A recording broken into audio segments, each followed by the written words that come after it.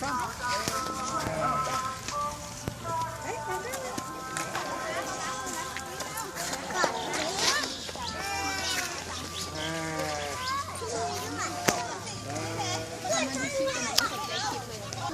ไหนเผ็ดไหมไม่เผ็ดเผ็ดหรือเปล่าจริงอ่ะยิ้มยิ้มยิ้มบ้านดังฝันเร็ว ไม่ใช่บ้านนมฝัน แล้วบ้านอะไรอ่ะ ถูกไหม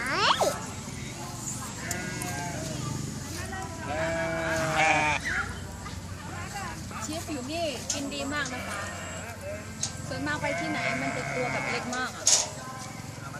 เหมือนเขาจะให้จากคนที่นี่ใช่ป่ะอันนี้คือแบบให้เลย